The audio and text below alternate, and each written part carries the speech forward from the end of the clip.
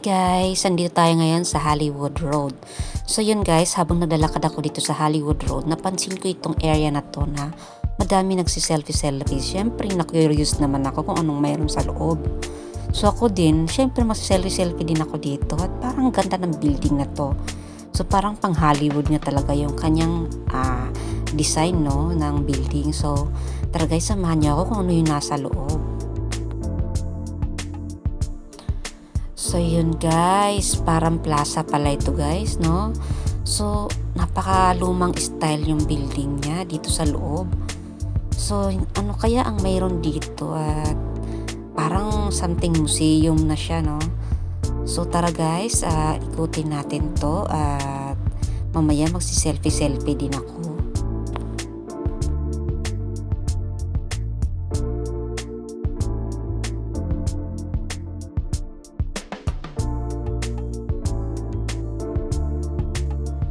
So yun guys, inalam ko talaga kung ano yung pangalan ng lugar na to.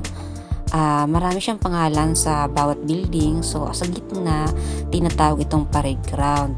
Sa kabila is barak, headquarters.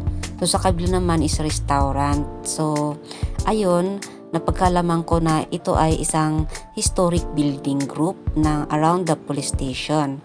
So ayan, kaya pala ganito yung kanyang itsura. Dahil historic pala ang building na to at maraming dumadayo. So kanina pumasok ako dyan, may nakita rin akong kulungan. Dami nagsiselfie-selfie kaya hindi ako nakasingit. Hindi ko rin na-videohan kaya kasi paano kasi pinalagpas ako nung parang nagbabantay doon. Kaya hindi ko na rin naanuhan. Kaya dito na lang tayo guys. So ayan, nakikita nyo naman, Tycoon. Ito dito naging ano na lang siya is dun sa kabila yung pula na yan is yung mga restaurant na po siya dyan. So ito naman dito may nang mga nagtitinda-tinda naman dito sa baba ng building. So parang mostly mga kainan ng nagkaroon dito. So hindi na siya barak na barak talaga ng mga pulis. So ano na siya naging parang nagkaroon na siya ng mga tinda-tindahan na maraming binibenta kung ano-ano lang din. So may part lang na pwedeng pagpicturan, mayroong part doon na parang hindi pwedeng pasukan din. So ayun, marami pa rin mga tao na nakikita ko dito nagsiselfie-selfie kung saan ang magandang views. So ako naman, pasok lang ako ng pasok dahil wala naman nakalagay na bawal. Kung bawal, di ako papasok syempre. So ayun guys, so wala naman ako masyado nakikita na something na basta lang siya parang building lang siya na luma. So ayun, historic nga lang talaga siya. So yun guys, madaming mga Amerikano, mga foreigner na nandito. Dito sila kumakain.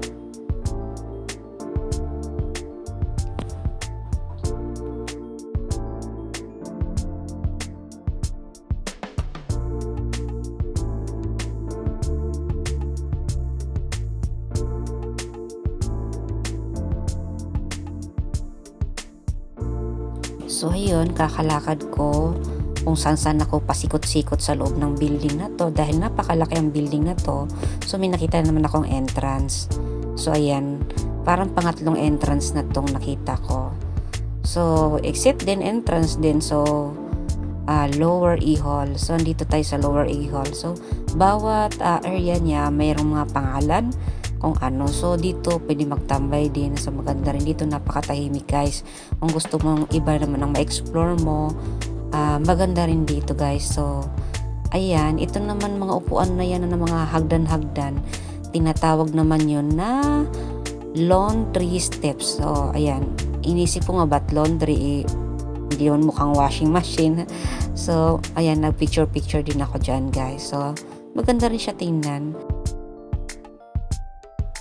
So yun guys, nakita ko naman is another parang plaza naman siya na pwedeng pagtambayan. Napakatahimik. So yun, nakikita ko lang puro mga building talaga. Wala naman akong something na basta okay din siyang pagtambayan dito guys. So try nyo lang din mag-visit dito.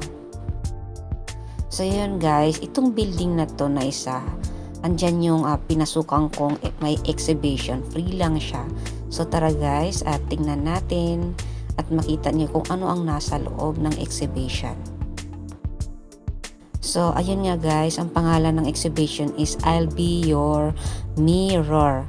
So dito guys, bawal pumasok ng magsapatos. So makikita mo puro pintura niya, puro puti, no? So mayroon na perform, yung nagpe-perform parang statwa lang siya. Hindi siya masyadong gumagalaw. Gumagalaw siya ng konti kapag may sounds. So hindi ko ma-explain kung ano ba talaga siya. So ganun din dito sa isang kwarto, pumasok din ako na nakaka-amaze yung gold na puro mirror. Makikita mo yung sarili mo. Dahil napapalibutan siya ng mirror na kulay gold. So ayun, bawal din ng maingay. Yung sounds niya dito is something na parang nakaka-relaxation. So ayan, madami din nag-i-stay dito. Hindi ko alam kung ano lang, trip lang siguro nila mag-stay.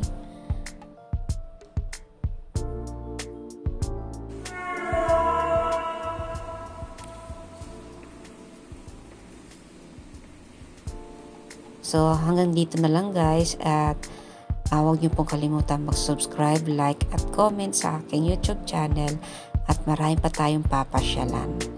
So yan, bye bye guys, at sa susunod ulit na gala ko.